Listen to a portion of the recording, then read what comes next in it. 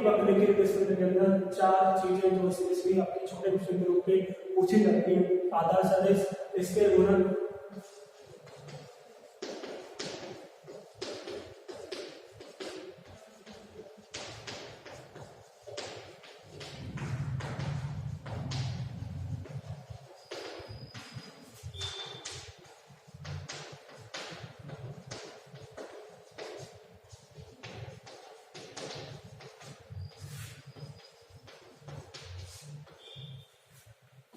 ये छोटी छोटी चीजें हमने डिस्कस की थी। क्या आपका आधार सदिश होता है, आधार सदिश की परिभाषा क्या होती है, इसके गुणक क्या होता है, उसको किसके द्वारा प्रदर्शित करते हैं, इसके गुणक की डेफिनेशन क्या होती है, रेखा वियोग किसके द्वारा व्यक्त करते हैं, उसको डिनोट किसके द्वारा करते हैं, उसकी परिभाषा क्या बनती है, क्षेत्रफल वंश का मान क्या होता है और आयतन वंश का मान क्या होता है, और ये सारी चीजें हमने डिस्कस आपका इस टॉपिक के अंदर किया था, लामिक वक्ररेखीय निर्देश तंत्र के अंदर। ठीक है, तो लामिक वक्ररेखीय निर्देश तंत्र आप पढ़ चुके हैं और आपका वक्ररेखीय निर्देश तंत्र आप पढ़ चुके थे। वक्ररेखीय निर्देश तंत्र इतना ज्यादा इंपॉर्टेंट नहीं है, लेकिन बट आप उसको एक बार देखना पढ़ना, और छोटी छोटी चीजें वहां पे भी 2 या 3 चीजें आपकी बनती है कि क्या परिभाषा होती है, किस तरीके से आपके निर्देश तंत्र जो होता है उसके अंदर निर्देशांक अक्ष होती है, क्या वक्ररेखा होती है, किस तरीके से आपका सरफेस बनता है, पृष्ठ बनता है, किस तरीके से पृष्ठ एक दूसरे को काटते हैं, 3 सरफेस होते हैं, वहां पे मैंने सारी चीजें बताई थी। तो इन चीजों को पढ़ने के बाद अब हम आगे जो टॉपिक पढ़ेंगे वो टॉपिक आपका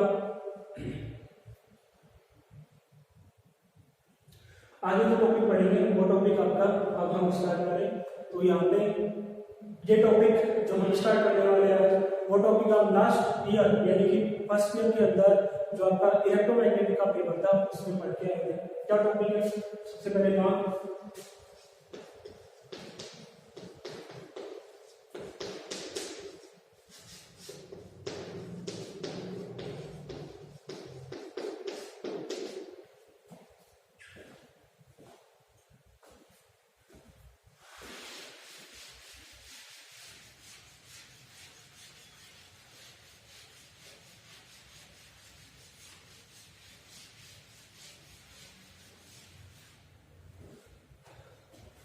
ठीक है। स्केलर क्वांटिटी हमारे पास में होगी, उस स्केलर क्वांटिटी की ग्रेडियंट हमको निकालना होता है इस टॉपिक के अंदर।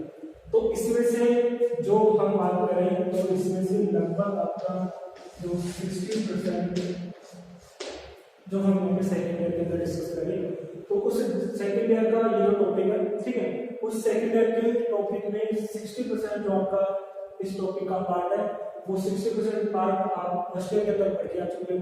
ठीक है, क्या क्या चीजें होती हैं यहाँ पे मैं बता देता हूँ, पढ़ना आप लोगों को एक बार वापस, वरना मैंने फर्स्ट ईयर की क्लास में दिया, वहाँ पे आप जाके देख सकते हो। फर्स्ट ईयर की क्लास में आप लोग देखना, शुरुआती क्लासों के अंदर मैंने इलेक्ट्रोमैग्नेटिक पढ़ाई है, वो वहाँ पे आप लोग इस चीज को समझ सकते हो। तो यहाँ पे मैं छोटी छोटी या उसका सारांश बता देता हूँ, क्या होगा आपका प्रबंधन और क्या फॉर्मूला हम निकालते हैं।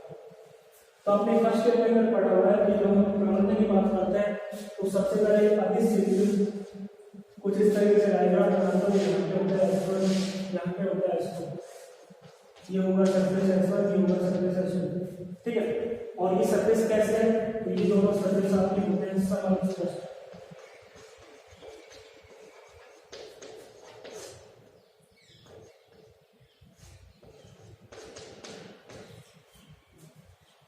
क्या हम यहाँ हमारे पास में हमें एक्स और वाई हो गया। ठीक है, एक निर्देश तंत्र ले लिया, उस निर्देश तंत्र के अंदर दो सरफेस मान ली S1 और S2। S1 और S2 कैसी सरफेस है, कैसी पृष्ठ हमारे पास समअधिस्पष्ट। समअधिस्पष्ट का मतलब क्या होता है, सम मतलब समान, अधिस मतलब अधिस राशि का मान, सम माने समान, अधिस मतलब अधिस राशि का मान, और पृष्ठ तो पता ही, पृष्ठ होगा आपके पास में। तो एक ऐसा पृष्ठ जिसके प्रत्येक बिंदु पर अधिस राशि का मान क्या होता है, समान होता है। एक ऐसा पृष्ठ जिसके प्रत्येक बिंदु पर अधिस राशि का मान समान होता है उसे कहते हैं हम समअधिस पृष्ठ। जैसे आपने 12th क्लास के अंदर पढ़ा था समविभव पृष्ठ। समविभव पृष्ठ क्या था, एक ऐसा पृष्ठ जिसके प्रत्येक बिंदु पर हमको फाई या मैं कहूँ V जो आपका विभव होगा, इलेक्ट्रिक पोटेंशियल होगा, उस विद्युत विभव का मान क्या होता है, समान होता है, उसको बोलते हैं समविभव पृष्ठ।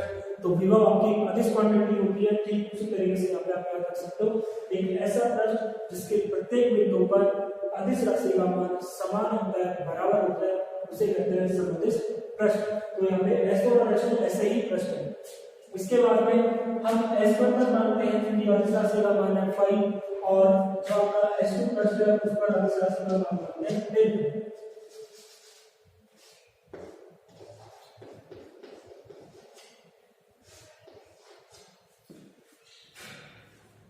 S1 पर अदिश राशि का मान 5, यानी कि इस S1 के प्रत्येक बिंदु पर कोई सा भी पॉइंट S1 पर आप ले लो, उसके प्रत्येक बिंदु पर अदिश राशि का मान क्या होगा, समान क्यों होगा, क्योंकि परिभाषा ही ये बताती है हमें कि समअदिश पृष्ठ के प्रत्येक बिंदु पर अदिश राशि का मान समान। तो अदिश राशि यदि 5 है तो उसके प्रत्येक बिंदु पर अदिश मान होगा समान, यानी 5। यदि S2 की बात करो तो S2 पर प्रत्येक बिंदु पर अदिश का मान होगा 10। तो अब इसके बाद में हम यहाँ पे मानते हैं बिंदु P है और यहाँ पे मानते हैं बिंदु Q है। ये हो गया आपका P, ये हो गया Q। S1 पर एक बिंदु मान लिया P है, S2 पर एक बिंदु मान लिया Q है। तो यदि मैं पूछूं आपसे कि P पर अदिश राशि का मान क्या होगा तो आपका जवाब होगा 5। यदि Q की बात करूं तो Q पर आपका अदिश राशि का मान क्या होगा तो आपका जवाब होगा 5+10। क्यों? क्योंकि इस पूरे सरफेस S1 के ऊपर राशि का मान क्या होगा, समान होगा 5।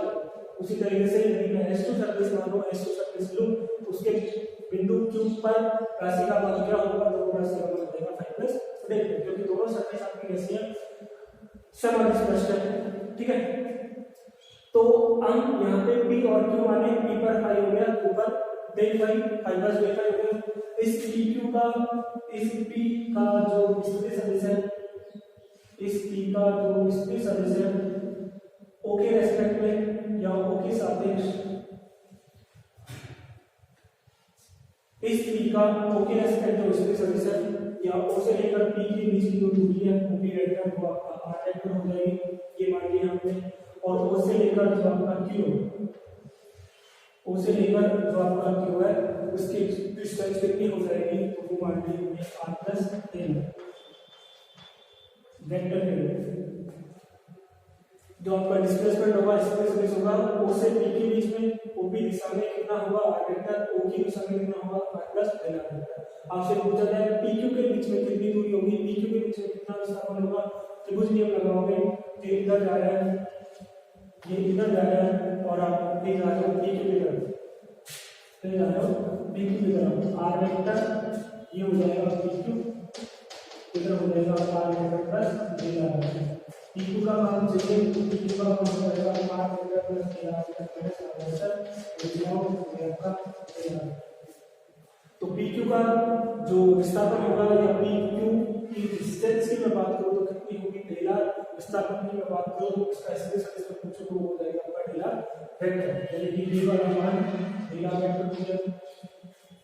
ठीक है, अब इतना हो गया तो इसके बाद में हम क्या करना है या क्या करते हैं आप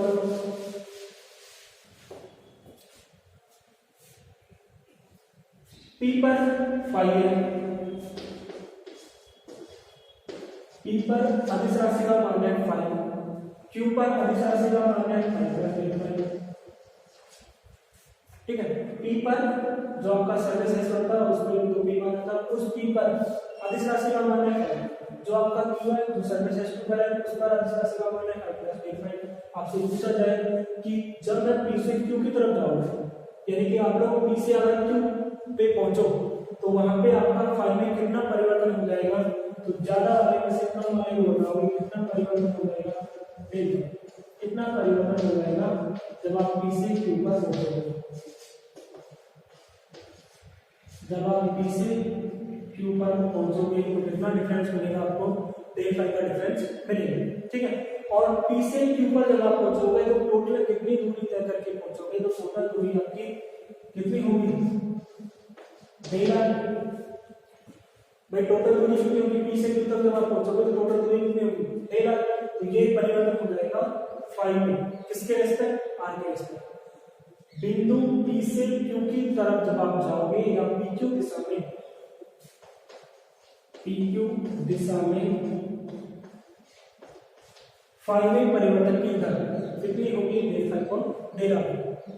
PQ दिशा में 5 में परिवर्तन की दर कितनी होगी, तो वो हो जाएगी आपकी 5/10।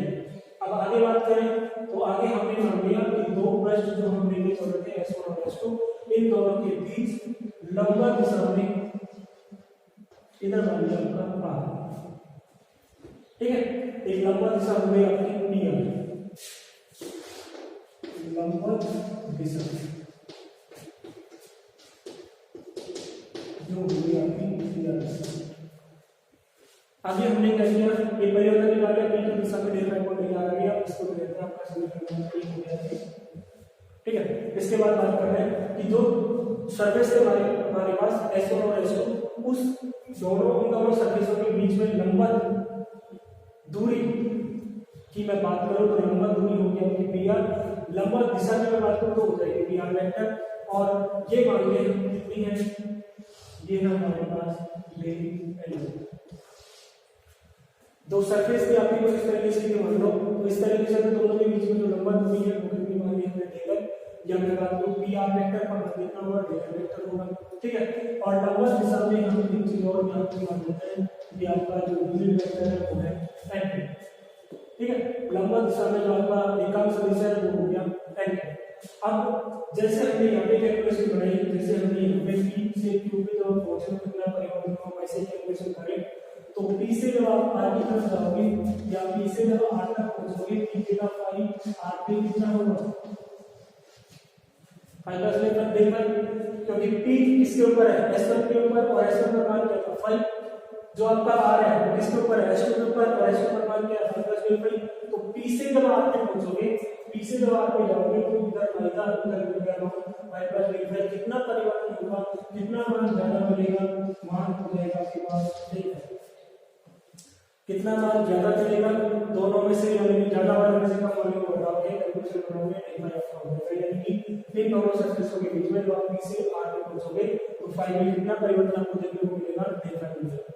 यदि मैं कहूं दूरी के सापेक्ष कितना परिवर्तन होगा, या PR दिशा में कितना चेंजेस हो जाएगा आपका, तो दूरी के सापेक्ष आपका परिवर्तन हो जाएगा, दूरी थी आपकी डेल n, उस n दूरी थी आपकी डेल n, तो n के रेस्पेक्ट में कितना परिवर्तन हो जाएगा, डेल फाई को डेल n हो जाएगा, ये हो जाएगी आपकी समीकरण नंबर 2। और ये डायरेक्शन कौन सी है, ये डायरेक्शन आपकी PR वेक्टर दिशा, ये डायरेक्शन कौन सी है, PR वेक्टर दिशा, ठीक है। तो हमने बात की सबसे पहले तो मैं P से Q पे पहुंचूंगा, परिवर्तन होगा डेल फाई, डायरेक्शन की बात की तो इधर आपका डेल R वेक्टर हो गया, विस्थापन की बात करूं तो, और दूरी के सापेक्ष में परिवर्तन कितना होगा, तो डेल फाई और डेल R हो जाएगा PQ दिशा में। इसी तरीके से यदि हम लंबवत दिशा में मान लें कि आपका R बिंदु है, PR आपकी डायरेक्शन है, तो PR डायरेक्शन के अंदर कितना चेंज हो जाएगा, डेल फाई और डेल R हो जाएगा। ये दो चीजें हमारे पास में। अब हम क्या करें, यदि हम मान लें कि आपका del R vector tends to 0 है, यानी कि बहुत छोटी वैल्यू आपके पास में डेल R है, तब आपका ये जो त्रिभुज बनेगा, त्रिभुज PQR, ये मान लेते हैं कैसा संभव है, ठीक है। यदि आपका डेल R वेक्टर यानी कि जो P और Q के बीच में जो डिस्टेंस थी, जो विस्थापन था PQ दिशा में, उसकी वैल्यू यदि आपकी 0 है, टेंड्स टू 0 है, यानी कि बहुत छोटी वैल्यू है, तो उस कंडीशन में जो आपका त्रिभुज बनेगा PQR, जो त्रिभुज बनेगा PQR वो एक समकोण त्रिभुज बनेगा, जहां पे आपका कोण QPR थीटा और कोण PRQ 90 हो जाएगा, ठीक है। यानी कि ये जो आपके डेल n वेक्टर थे वो डेल R वेक्टर थे, ये दूसरे के साथ थीटा कोण बन रहे हैं, और ये वाला जो एंगल है ये आपका 90 है, और आप पता भी लगा सकते हो। हमने क्या किया था, इन दोनों सरफेसों के बीच में लंबवत दिशा की बात की थी, लंबवत डिस्टेंस की बात की थी, तो लंबवत का मतलब कितना एंगल बनाएगा, ये जो लाइन आ रही है ये लाइन इसके साथ में और इसके साथ में कितना एंगल बनेगी, 90 का एंगल बनेगा। तो हम यहाँ पे बता सकते हैं कि हमारे को R का होगा वो कितना होगा, 90, ये थीटा हो जाएगा, ये R हो जाएगा, ये 90 हो जाएगा, R जो है 90 हो जाएगा। तो ये समकोण त्रिभुज हो गया। समकोण त्रिभुज के अंदर आपको पता है cos थीटा का मान जो निकालते हैं तो आता है थीटा के सामने वाले भुजा लंब होगी, ये कर्ण हो जाएगा, आधा हो जाएगा आपका PR थीटा है, और करंट की मैं बात करूँ तो करंट हो जाएगा आपका डेल आर। ठीक है, सपोर्टेड हो गया पीक्यूआर में डेल एम और डेल आर जो थे हमारे पास है वेक्टर क्वांटिटी। और वेक्टर क्वांटिटी के बीच में ये एंगल बनता है थीटा, तो cos थीटा इक्वल टू आधा बटे कर्ल, आधा हो गया डेल एम और कर्ल हो गया डेल आर। यहां से मैं मान लेता हूं डेल एम की, तो ये हो जाएगा डेल आर cos थीटा। ठीक है, और यदि मैं मान लेता हूं यहाँ पे डेल आर का, ये हो जाएगा del r upon cos theta. एक वैल्यू तो ये निकाली हमने, इसी के साथ से एक वैल्यू ये निकाली, इसको मान लिया आपका 3, इसको मान लिया 4। तो ये 3 और 4 हमने निकाला cos theta equal to a upon k कर दिया आधा बटे कर्ल करके। अब हम क्या कर सकते हैं, यहाँ पे डेल आर का मान समीकरण में रख सकते हैं जो हमारे पास 4 में आता है, जो हमारे पास 4 में डेल आर का मान आ रहा है, डेल आर का cos थीटा, उस मान को उठाकर समीकरण नंबर 1 में रखते हैं। क्या मान बनेगा, तो हमारा मान बन जाएगा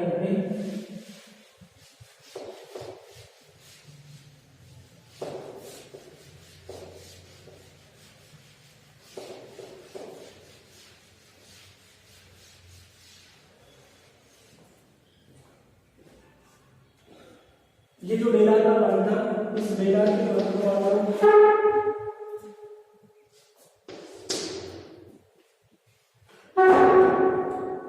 इस डेल आर के मान को आप लोग समीकरण 1 में रखोगे, 4 के मान 1 में रखोगे, तो क्या मान हो जाएगा हमारे पास में पीक्यू दिशा में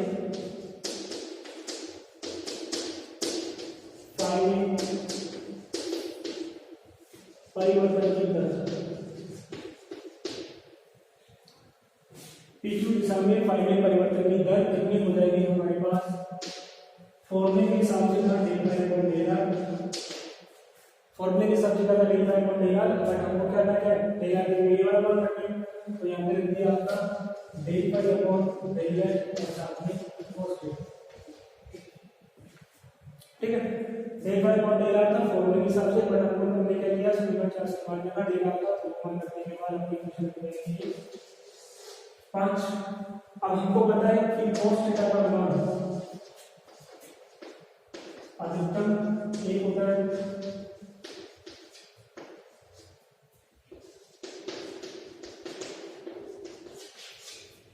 cos थीटा का मैक्सिमम मान क्या होता है 1, तो cos थीटा का मैक्सिमम मान अगर 1 होता है और इस मान को यदि हम यहाँ पे रखें तो आपका क्या बन जाएगा, आपका बन जाएगा कि del pi upon del r जो मैक्सिमम अधिकतम मान जो होगा वो मान होगा del pi upon del N,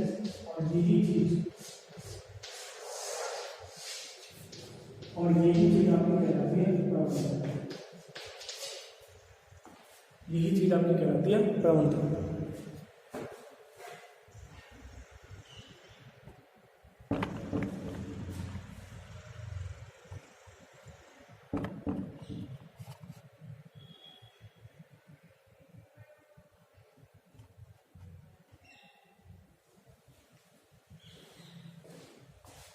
यहाँ पे cos थीटा का मान मैक्सिमम रखा 1, जैसे ही रखा तो हमारे समीकरण number 5 del pi upon del r maximum value में क्या लेंगे, del pi upon del r देखिए क्या होती है हमारी प्रवणता होती है। अर्थात डेफिनेशन के रूप में, परिभाषा के रूप में अगर आप इसको बताना चाहो तो क्या होगा कि अदिश क्षेत्र जो हम देखे चल रहे थे, अदिश राशि के मान में अधिकतम परिवर्तन की दर, अदिश राशि के मान में अधिकतम परिवर्तन की दर प्रवणता कहलाती है। ये इसकी डेफिनेशन हो गई। अदिश राशि के मान में अधिकतम परिवर्तन की दर, अदिश राशि के मान में अधिकतम परिवर्तन की दर, अदिश राशि वाई इसके मान में अधिकतम परिवर्तन की दर, ये कहलाती है आपकी प्रवणता। और अधिकतम परिवर्तन कौन सी दिशा में होता है, तो अधिकतम परिवर्तन जो होता है आपका हमेशा कौन सी दिशा में होगा, हमेशा होगा लंबवत दिशा में। इस अदिश राशि के मान में अधिकतम परिवर्तन कौन सी दिशा में होगा, तो वो होगा लंबवत दिशा में। लंबवत दिशा कौन सी भी, लंबवत दिशा की आपकी तो ये चीज हो गई हमारे पास में, ये आप पढ़ के आए हो। अब इससे आगे जो हमारा यहाँ पे टॉपिक बनेगा वो टॉपिक हम डिस्कस करेंगे। ये चीजें मैंने बता दी, बट आप लोग ये चीज रीड करके आए हो, पढ़ के आए हो फर्स्ट ईयर के अंदर, और यहाँ पे हमने इसका केवल रिविजन किया। अब आगे बात करें कि हम आगे हमें क्या पढ़ने वाले हैं। तो आगे हमको मान निकालना है अधिक क्षेत्र की प्रवणता किसके अंदर, लांबिक वक्र के अंदर।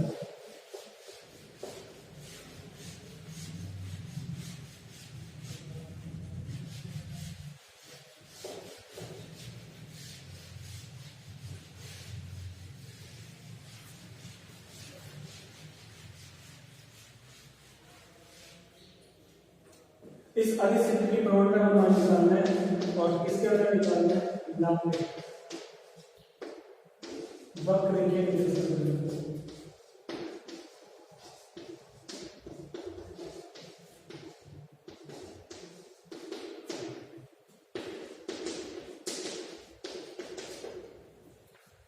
अधिक क्षेत्र की प्रवणता का मान निकालना है लांबिक वक्र के संदर्भ में। तो जो चीजें हमने अभी लास्ट डिस्कस की थी, सबसे पहले उसी को लिखते हैं और उसको हम लिख रहे हैं आपकी बात टोटल डिफरेंशियल के रूप में। तो ये चीज तो हो गई आपकी प्रवणता की परिभाषा।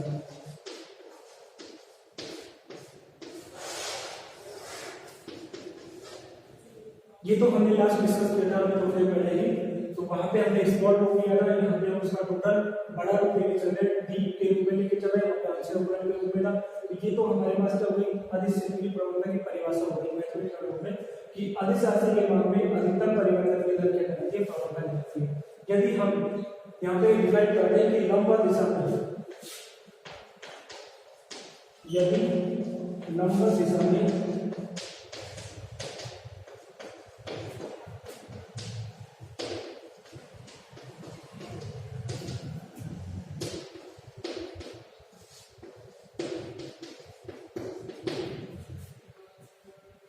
लंब दिशा में होता है आपका अधिकतम जो परिवर्तन होता है वो प्रवणता कहलाती है। और अधिकतम परिवर्तन किस कौन सी डायरेक्शन होता है, लंब दिशा में होता है।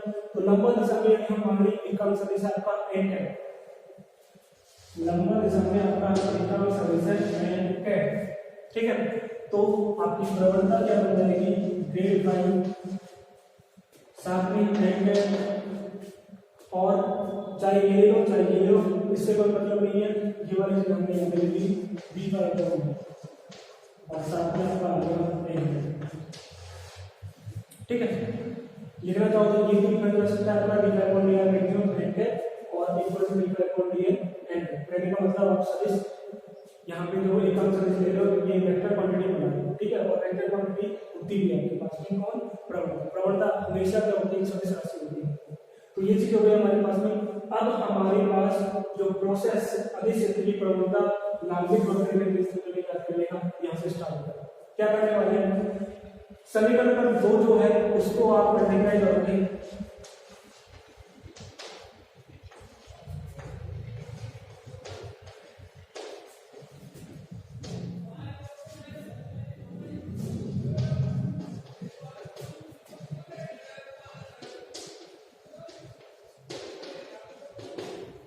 समीकरण 2 थी, उस समीकरण 2 को हमने डी आर के साथ अधिक मल्टीप्लाई कर दिया, डॉट प्रोडक्ट कर दिया आपका।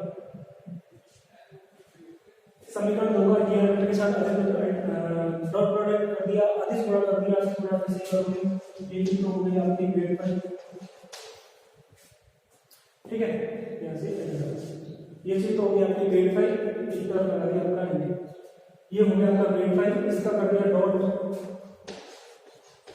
डी आर के साथ में इस तरह का लगा d phi upon d are,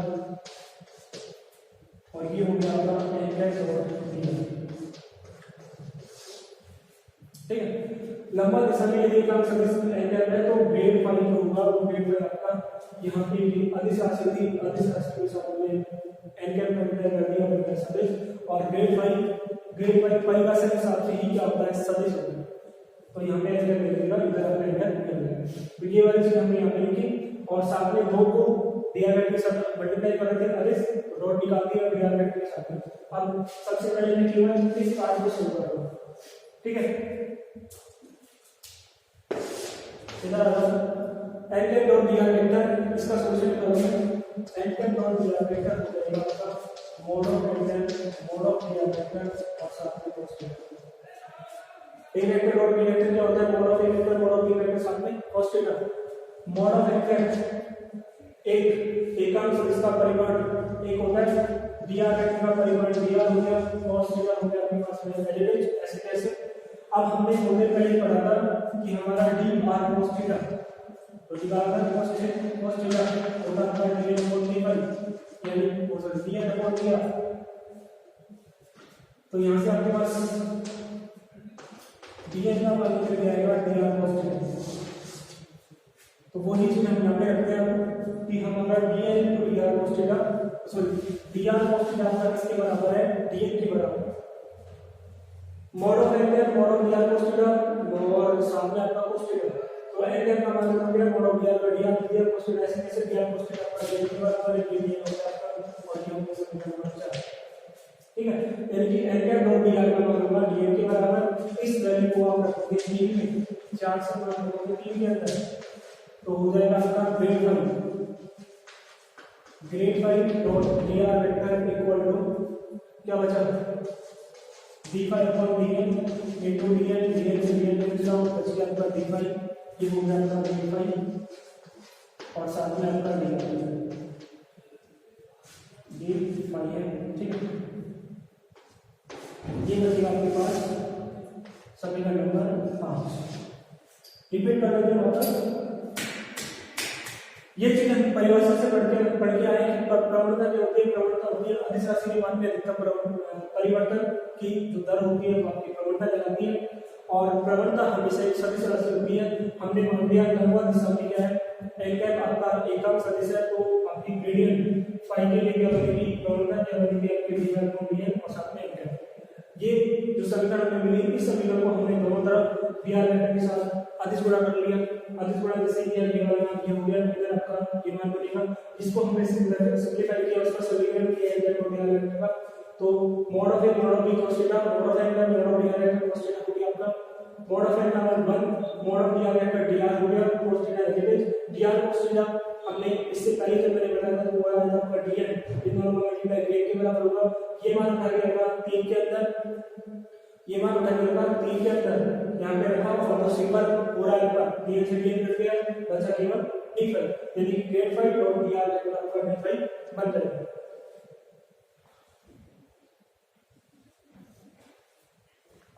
अब इससे आगे जो सॉल्यूशन करना है, क्या करना है, ठीक है।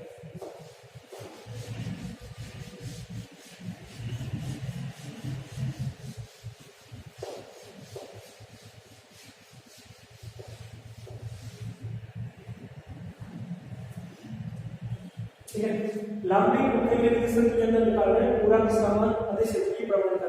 तो हमने मान लिया माना जो आपका ग्रेड 5 है, यानी जो प्रवणता है, जो कि क्या होती है, वेक्टर क्वांटिटी होती है, वो आपका वेक्टर होते हैं इस तरीके से, वो आपका वेक्टर होते हैं कुछ इस तरीके से है।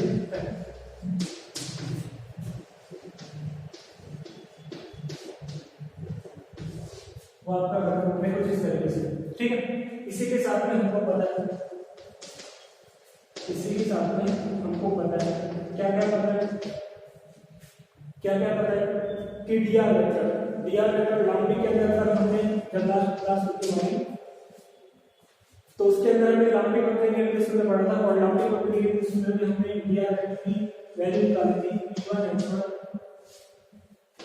d1 e2h2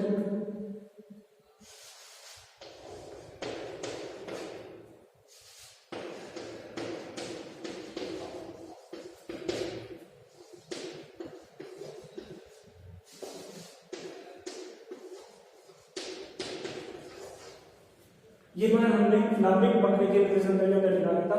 आपका सदिश जो हुआ उसका अवकलन रूप कुछ इस तरीके से मिलेगा, और वहां पे निकाला और बोला भी था कि इसको याद रखना क्योंकि ये वैल्यू बहुत कम है।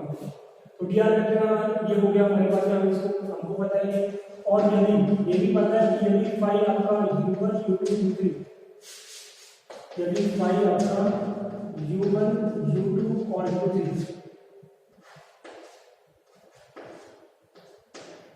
फाई आपका u1 u2 u3 का फलन हो, तो d5 जो होता है आपका तो डी फाई जो होता है आपका वो क्या होता है, वो होता है आपका del phi upon del u one d u one, del phi upon del u two d u two और del phi upon u three d. Grade five हमको पता नहीं है, इसका मान हम निकालना चाह रहे हैं या निकालना हमको इसका मान निकालना है। तो ग्रेड फाइव हमने मान लिया कि ये इस तरीके से आप घटाव में लिख सकते हो। ग्रेड फाइव जैसे क्या होती है सिस्टम होती है। तो E1 गैप E2 गैप और E3 गैप क्या होंगे आपके U1 U2 U3 के एवरेज एकांश अंश हो गए। हम क्या जानते हैं डायमीटर हमने आगे वाक्यनिकेशन में पढ़ा था, ये मान हमको पता होता है। फाइव यदि आप फंक्शन मानो U1 U2 U3 का तो उसका टोटल डिफरेंशियल आप D5 जो लिखते हो वो इस तरीके से लिखते हो 6 7 8, ठीक है। 6 7 8 से मान आपको रखना है 5 के अंदर या फिर एक काम कर low grade five dot dr वो निकाल दो, ठीक है। तो ये निकाल दो हमने कितना grade five dot dr, grade five dot dr इन दोनों का डॉट निकालना है। तो E1 डॉट E1 1 होगा, ठीक है। जैसे I डॉट I1 तो 1 सेम का सेम के साथ 1 और सेम का अंदर के साथ करोगे 0, डिफरेंट करोगे डिफरेंट अगर आपके डॉट के अंदर आ रहे हैं तो 0 हो जाएगा, सेम आ रहा है तो आपका 1 हो जाएगा। E1 का E1 के साथ करूंगा 1 हो जाएगा, वैल्यू हो जाएगी G1 H1 D1, ठीक है। फिर E1 का यहाँ पे करूंगा 0, E1 का यहाँ पे करूंगा 0 हो जाएगा। सेकंड करूंगा E2 का इसके साथ में 0 हो जाएगा, E2 का E2 के साथ करूंगा 1 हो जाएगा G2 H2 D2 और थर्ड के अंदर E3 का E3 के साथ करूंगा ये हो जाएगा G3 S3 D2, ठीक है। डॉट निकाले भाई फॉर्मूला हमारे क्या क्या वैल्यू चाहिए, की वैल्यू चाहिए ग्रेड फाइव डॉट dr चाहिए। तो ग्रेड फाइव डॉट dr हमको निकालना है। तो ये मान ग्रेड फाइव का ये मान आपका dr का दोनों का डॉट निकाल रहा हूं। इधर आपका क्या हुआ E1 का E1 के साथ करोगे डॉट 1 हो जाएगा 50 G1 H1 D1 लिख दिया। E1 का E2 और E3 के साथ करूंगा मान होगा 0, डॉट करूंगा तो 0 हो जाएगा, सेम आगे के साथ करते हो 0 होता है। E2 का E1 के साथ करूंगा 0 हो जाएगा, तो E2 होगा आपका G2 H2 D2 और थर्ड के अंदर हो जाएगा G3 H3 D2। यहां से मान 9 से और 8 से 9 से और 8 से मान रखोगे आप 5 के अंदर और फिर कैलकुलेशन बनाओगे, फिर आपको मिल जाएगा ग्रेड फाइव का मान इसके अंदर अपने बॉडी के अंदर। एक बार इसको देख लो जल्दी से।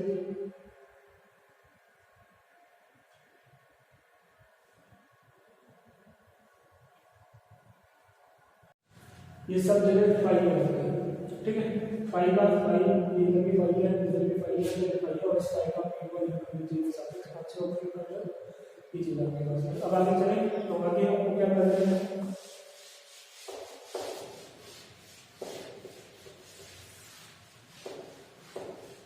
आगे हमको करना है समीकरण 9 से मान समीकरण 5 में 8 और 9 से मान रखते हैं किसके अंदर 5 के अंदर रखो। मैंने क्या होगी ये वाला मान लेफ्ट साइड में आएगा, ये वाला राइट साइड में आएगा, यानी कि G1 H1 D1 G2 H2 D2 और G3 S3 D2 और इधर आपका चल रहा है D5 और D1 D5 और D2 D2 और इधर आपका चल रहा है D5 और D2 D2, ठीक है। कुछ भी नहीं किया इसका हम लोगों ने, केवल 8 और 9 से मान का हमने रखा 5 का, तो ये मान रखा हमने इधर और वो वाला मान रख दिया उधर एड्रेस और आउटपुट के अंदर जो मान थे हमारे पास वो मान रख दिए। अब यहाँ पे क्या करते हैं दोनों तरफ आप लोग क्या करोगे B1 B2 B3 जो समीकरण नंबर 10 है उसमें BU1 BU2 और BU3 ये जो गुणांक थे उनके तुलना करेंगे, ठीक है। BU1 BU2 और DU3 के गुणांक की तुलना करेंगे आपको 2000 समीकरण नंबर 10 में। समीकरण 10 में DU1 DU2 DU3 के गुणांकों की तुलना करोगे, उधर आपका DU1 के साथ में आ रहा है D5.DU1, इधर आपका DU1 के साथ में आ रहा है G1H1, ये हो गया G1H1 और उधर आ रहा है D5.DU1, इधर G1H1 आ रहा है D1 के साथ में, तो इधर आपका D1 के साथ में आ रहा है D5.DU1 आ रहा है, तो यहाँ से मैंने मान निकाल दिया G1 equal to 1/H1।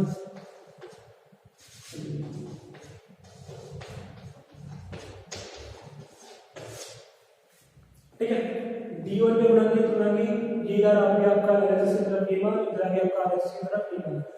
G1 का मान निकालना चाहो तो 1/H1 D1, ये होगी समीकरण नंबर स्मॉल a।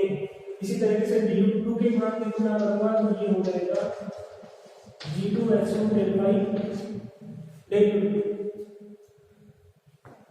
DU2 के गुणांक की तुलना करोगे तो ये हो जाएगा, यहाँ पे G2 की वैल्यू हो जाएगी आपकी 1/H2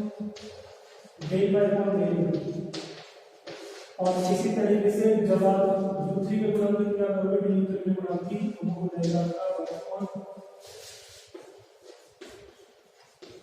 वो हो जाएगा आपका G3H3 इक्वल टू D5/DU3।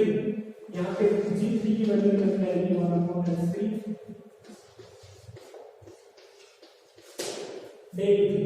ठीक है। G1 का मान हो गया, G2 का मान हो गया, G3 का मान हो गया, इन सभी मानों को जहां पे आपने माना था ग्रेड 5, जहां पे आपने माना था ग्रेड 5, उस समीकरण के अंदर देना आपको किसका मान मिल जाएगा, प्रवणता का मान मिल जाएगा या प्रवणता का फॉर्मूला मिल जाएगा। किसके अंदर मिलेगा, लैम्बिक वक्र के अंदर। यहाँ पे जो भी हम पढ़ेंगे, चाहे डायवर्जेंस, चाहे प्रवणता, चाहे आपका कर्ल, सभी की वैल्यू किसके अंदर निकालोगे, लैम्बिक वक्र के अंदर निकालोगे। और एक चीज और यहाँ पे कि जो हम यहाँ पे फॉर्मूले निकाल रहे हैं तीनों के, ग्रेडियंट, कर्ल और डाइवर्जेंस, वो फॉर्मूले आपके व्यापक फॉर्मूले कह सकते हो आप, कि उन फॉर्मूलों की सहायता से हम कांटे के अंदर, बेलने के अंदर और गोले के अंदर क्या निकाल सकते हैं, इन तीनों के मान निकाल सकते हैं। डेल फाई का फॉर्मूला क्या होता है, डेल डॉट का मान क्या होता है और डेल क्रॉस ए का मान क्या होता है, ये सारे मान निकाल सकते हैं। तो क्या करना है नेक्स्ट आपको, ये जो ए था, ये जो बी था, ये जो सी था, जो ए बी सी हमारे पास आ रहे हैं, जिनमें क्या है G1, G2 और G3 के मान है, तो इन तीनों मानों को आप उस समीकरण में रखोगे जहां पे, उस समीकरण में रखोगे जहां पे आपने इनको माना हुआ है, यानी कि ग्रेड जो 5 था आपने माना हुआ था G1E1 plus G2E2 plus G3E3, उस समीकरण में रखोगे तो आपके पास ग्रेड 5 का जो फॉर्मूला बनेगा वो फॉर्मूला क्या बनेगा,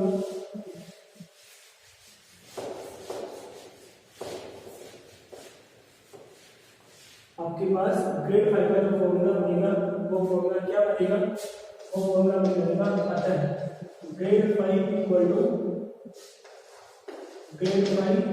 टू क्या बन जाएगा, G1 E1 था तो G1 का मान है आपके पास में 1/H1 del by del U1, ठीक है। और साथ में क्या था, G1 E1 था तो E1 मैंने लिख दिया इसको,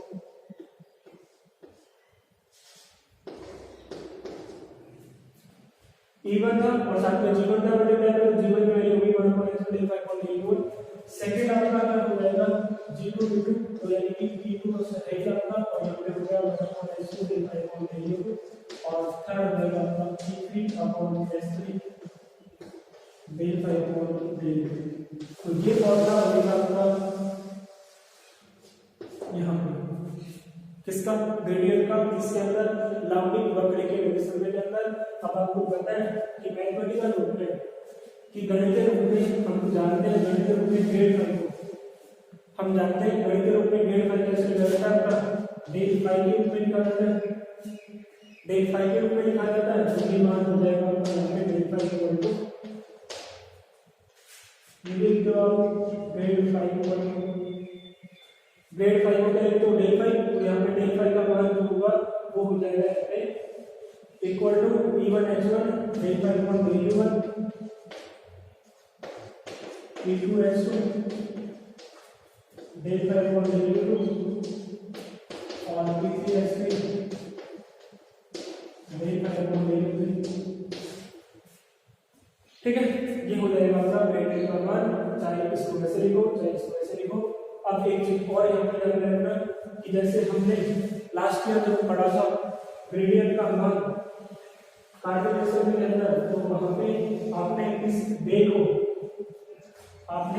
डेल को क्या बोला था, इस डेल को बोला था सदिश अवकलज संकारक।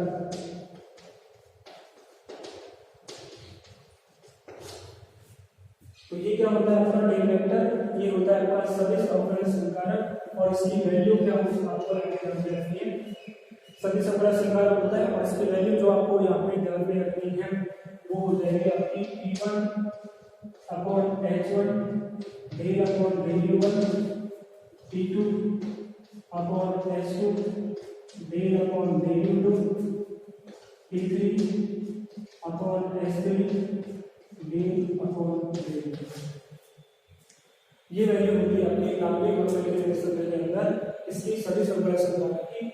ठीक है, तो आज हमने यहाँ पे जो टॉपिक डिस्कस किया वो था आपका अदिश की प्रवणता, इसके अंदर लाप्लास वक्र के समीकरण के अंदर। तो तीन टॉपिक आपके हो चुके हैं, वक्र के निर्देशन में पढ़ा दिया, लाप्लास वक्र के निर्देशन में पढ़ा दिया और अदिश की प्रवणता आपको पढ़ा दिया। अदिश की प्रवणता का लगभग 60% जो पार्ट था वो आपने सेकंड ईयर में पढ़ा हुआ था, बाकी का 40% में गया हूँ, तो वो 40% आपने यहाँ पे मैंने पढ़ाया वो आपको पढ़ना है। ठीक है, और साथ में ये जो फॉर्मूला हमारे पास में आए, जैसे ये ग्रेड 5 का फॉर्मूला आया, जैसे मैं इसको डेल 5 लिखता हूँ मैथमेटिकल रूप के अंदर, तो मैथमेटिकल में आप ग्रेड 5 और डेल 5 के लिए क्या लिखोगे, ये फॉर्मूला लिखोगे और यहाँ पे डेल जो होता है आपका सदिश अवकलज संकारक, सदिश अवकलज संकारक का मान क्या है आपने रखोगे, वो मान यहाँ पे होगा आपका। ठीक है, नेक्स्ट जब भी क्लास होगी हमारी, तो नेक्स्ट क्लास के अंदर हम अब अपनी प्रवणता पढ़ लेंगे, उसके बाद में पढ़ेंगे हम डाइवर्जेंस और उसके बाद में पढ़ेंगे हम कर्ल। और इन तीनों चीजों के चाहे डाइवर्जेंस हो चाहे कर्ल हो चाहे ग्रेडियंट हो, तीनों जो आपके टॉपिक्स थे उन तीनों टॉपिक के आपको फॉर्मूले जो लास्ट में जो रिजल्ट आपको मिलता है वो रिजल्ट आपको याद रखना है हमेशा। ठीक है, क्योंकि इससे आगे हम बात करेंगे इन तीनों टॉपिकों को पढ़ने के बाद में कार्टेशियन लाम्बिक जो होता है, यानी कि लाम्बिक वक्र निर्देश तंत्र के तीन प्रकार पढ़ेंगे, कार्तीय, बेलनी और गोलीय। तो इन तीनों के अंदर कई बार आपके एग्जाम में क्वेश्चन बनता है कि बेलनी निर्देश तंत्र जो होता है उसमें डेल्टा का मान क्या होगा, बेलनी निर्देश तंत्र जो होता है उसके अंदर आपका ग्रेडियंट का मान क्या होगा या फिर कर्ल का मान क्या होगा। तो जब तक फॉर्मूले पता नहीं होंगे तब तक मान नहीं निकाल सकते, इसलिए इन मानों को, इन फॉर्मूलों को, एक तो ये हो गया आज, एक कल और उससे अगली वाली क्लास में हो जाएगा। तो इन तीनों फॉर्मूलों को सीधा सीधा आप लोगों को याद भी रखना है, कैसे आए वो आज हमने आज डिस्कस किया, किस तरीके से आपका फॉर्मूले का कैलकुलेशन बनता है वो सारी चीजें हमने आज डिस्कस की। नेक्स्ट क्लास में हम नेक्स्ट बातें जो करेंगे वो आप अगली क्लास में करेंगे।